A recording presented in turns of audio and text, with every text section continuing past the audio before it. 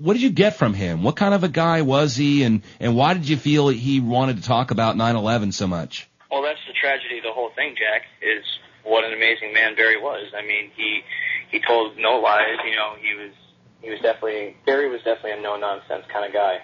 You know, he shot straight from the hip. You know, he told us his story in his own words. He didn't try to censor himself. He didn't, not even that, not even in terms of his interview. He was just an amazing man, and all he cared about, you know, the only thing the most important thing that Barry expressed to me was his family and the safety of his family, and how important it was that he was, you know, at the time 3 years away from his retirement, I believe, and that, you know, he was like, listen, I'm going to give you this interview.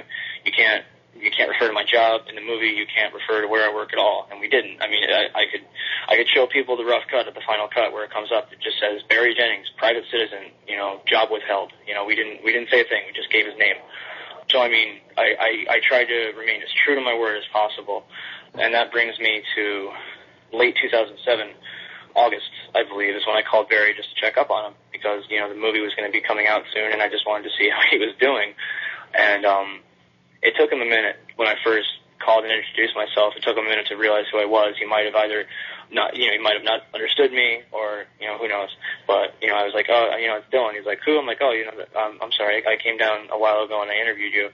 And, you know, he's like, oh, okay. You know, and then, you know, he explained to me pretty much, long story short, that, you know, he, from what I can remember, that, you know, he was getting a lot of threats at his job. It's, you know, they were pretty much, he was worried about losing his job. That was what he expressed to me at the time. So I would only assume that he was getting calls at his job, et cetera, because, you know, it's probably the only way that people were trying to track him down. Who knows? I don't know. So threats because of what he told you guys and what he went on the record for regarding 9/11, the days of 9/11. Yeah, you know, repercussions from parts of the interview going out. So, you know, he's like, I really would appreciate it if you could pull my interview because I can't lose my job, man. I got a wife I have to take care of. I have a family, and I gave my word right then and there. I was like, all right, Barry, I completely respect the sanctity of your family, and I don't want to do anything to jeopardize it. So I pulled the interview from the film, and it wasn't until a little bit later that next year, or a little bit later on. 2008 was a very crazy year for me. You'll have to forgive me.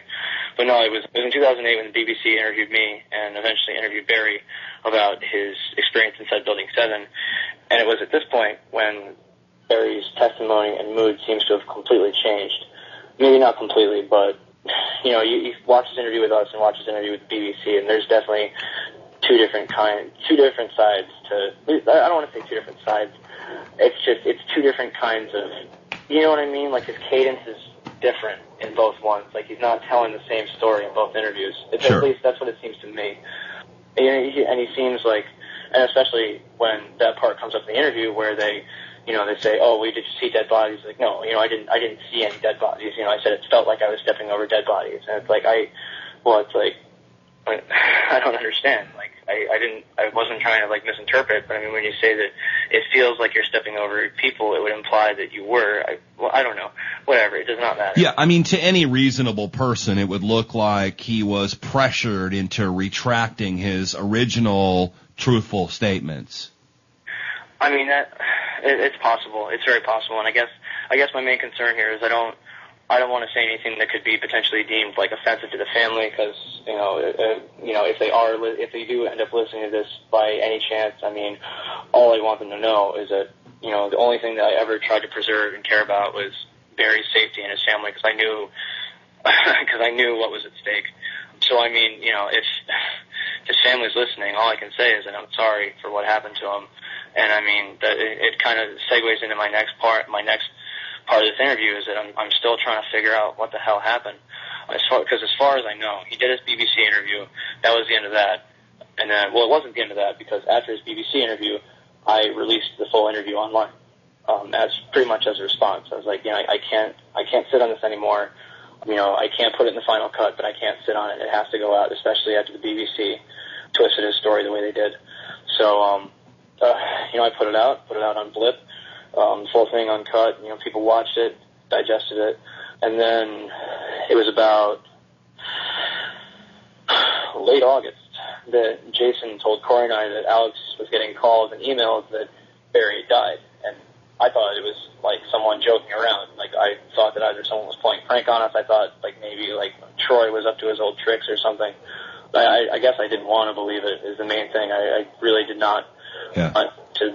I didn't want Barry to be dead. You know, it's the last thing I wanted. from day one, man. From day one, that's the last thing I wanted.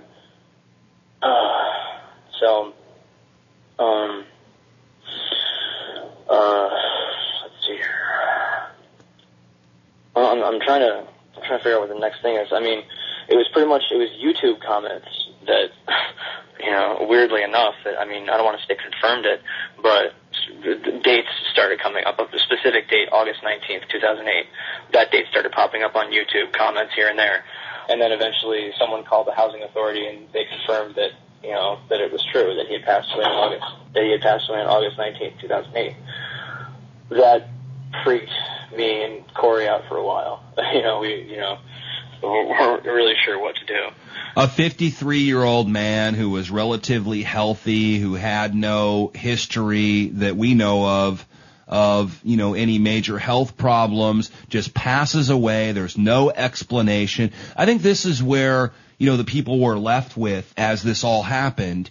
And this is kind of what bothered us all. We didn't have any explanation. I mean, here's what is apparently a major 9/11 witness who's gone on the record with people I guess he shouldn't be talking to, because God knows we shouldn't talk to the alternative media, and he just passes away at a very young age with no explanation. The mystery involved in this was, if nothing else, compelling, and we want to have closure here, as I'm sure his family wants to have closure.